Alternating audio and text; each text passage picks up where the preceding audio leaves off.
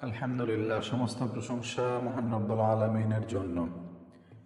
মহত্বের অধিকারী তাবে হাসান বসরি রাহিমাহুল্লাহ ওয়াসিত নামক স্থানে হাজ্জাজ বিন ইউসুফের নিকট গমন করলেন। এই জায়গাটি ছিল কুফা ও বসরার মাঝখানের একটি শহর। যখন তার দৃষ্টি হাজ্জাজের বিশাল অট্টালিকায় পড়ল, তখন তিনি বললেন, সমস্ত প্রশংসা আল্লাহ তাআলার জন্য। এই সব বাদশাহ নিজের সম্পদের প্রাচুর্যে ভোগ বিলাসে লিপ্ত, আর আমরা তাদের মধ্যে শিক্ষণীয় বিষয় পেয়ে থাকি। কোনো বাদশাহ যখন রাজভবন তৈরি করে, তখন সে সেটাকে সৌন্দর্য ও বিলাসবহুল রূপে গড়ে তোলার জন্য তার পূর্ণ শক্তি ও সামর্থ্য ব্যয় করে।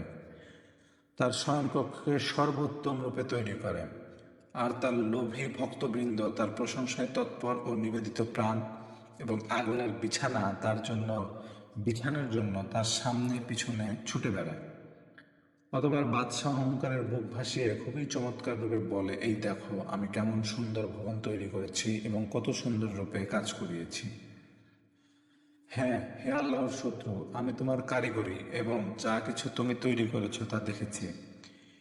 এই পাপের বাতাস দানকারী, হে পাপ ও নাফরমানি পালনকারী, শেষ পর্যন্ত তোমার এই সব কিছুই কোনো কাজে আসবে? আসমানওয়ালা তোমার অত্যাচারে অতিষ্ঠ হয়ে তোমার উপর ক্ষিপ্ত হয়ে অভিশাপ করছে। অতঃপর হাসান বসরি রাহিমাহুল্লাহ এ কথা বলে সেখান থেকে বের হয়ে পড়েন।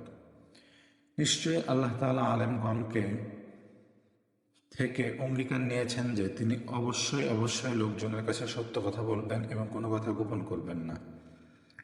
হাসান বসরির কথা শুনে হাজ্জাজ বিন ইউসুফ অত্যন্ত ক্ষুব্ধ হয়ে ওঠেন এবং আগুনের ন্যায় উত্তেজিত হয়ে গেল।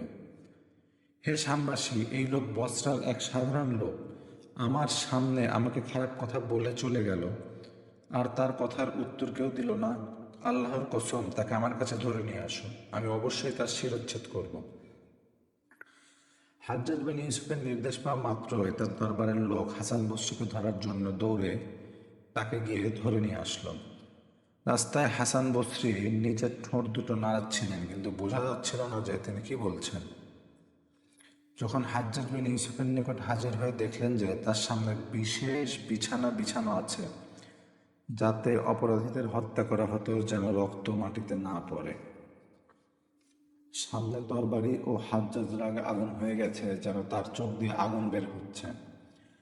হাজ্জাজ বিন ইউসুফের দৃষ্টি যখন হাসান বসরি রাহিমাহুল্লাহের উপর পড়ল, তখন সে অতি তিক্ত কণ্ঠে এবং অত্যন্ত অসভ্যতার সাথে তার সাথে কথা বললেন। কিন্তু হাসান বসরি খুবই নম্রতার সাথে কথা বলেন এবং তাকে উত্তম কথার মাধ্যমে বোঝাতে থাকেন। কিছুক্ষণ পর হাজ্জাজ বিন ইউসুফ তরবারি এবং বিছানা উঠাতে বলেন। অতঃপর হাসান বসরি অনেক সময় কথা বলতে থাকেন। অবশেষে হাজ্জাজ বিন ইউসুফ দস্তরখানা বিছানার নির্দেশ দেন। যখন খাবার পরিবেশন করা হলো, তখন উভয়ই একত্রে বসে খাবার খান। অতঃপর হাজ্জাজ বিন ইউসুফ অজুর পানি আনতে ও আতর আনতে বলেন। উভয়ে অজু করলেন।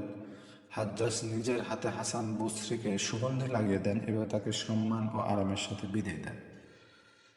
যখন হাসান বসরি ফিরে আসলেন, তখন তাকে কেউ কেউ জিজ্ঞাসা করল, আপনি আপনার ঠোঁট যুগল নাড়িয়ে কি বলেছিলেন? হাসান বসরি উত্তরে বললেন, আমি বলেছিলাম, হে আমার প্রার্থনা কবুলকারী, হে আমার বিপদের সাথী, হে আমার সমস্যার সমাধানকারী পালনকর্তা, হে আল্লাহ, হে সুখের দিনগুলোতে সাহায্যকারী প্রভু, হে ইব্রাহিম, ইসমাইল ও ইসহাক, ইয়াকুব এবং তাদের সন্তানদের প্রভু, হে মুসা ও ঈসা এবং সমস্ত নবীদের প্রভু, হে ফেরাউনের অত্যাচার ও নিপীড়ন থেকে মুসাকে রক্ষাকারী প্রভু, হে আহজাবের যুদ্ধের ভয়ঙ্কর ধাওয়া থেকে মুহাম্মদ সাল্লাল্লাহু আলাইহি সাল্লামকে রক্ষাকারী, মুহাম্মদ সাল্লাল্লাহু আলাইহি সাল্লাম তার পরিবার পরিজনের প্রতি রহমত অবতরণ করো, যারা উত্তম ও তোমার প্রিয় মানুষ, এবং তোমার বান্দা হাজ্জাজ বিন ইউসুফের অন্তরে আমার জন্য ভালোবাসার সৃষ্টি করে দাও। সুতরাং আল্লাহ তাআলা তার খারাপিকে দয়া ও মেহেরবানিতে পরিবর্তন করে দিয়েছেন। অর্থাৎ হাসান বসরিকে যখন ধরে নিয়ে যাওয়া হচ্ছিল, তিনি একমাত্র আল্লাহ সুবহানাহু ওয়া তাআলার কাছে সাহায্য চেয়েছিলেন এবং হাজ্জাজ বিন ইউসুফের অন্তর যেন আল্লাহ সুবহানাহু ওয়া তাআলা পরিবর্তন করে দেন সেই দোয়া করেছিলেন। আর এখানে যে ঘটনাটি ঘটেছিল সেটা কিছুই নয়, তার দোয়া আল্লাহ সুবহানাহু ওয়া তাআলা কবুল করে নিয়েছিলেন।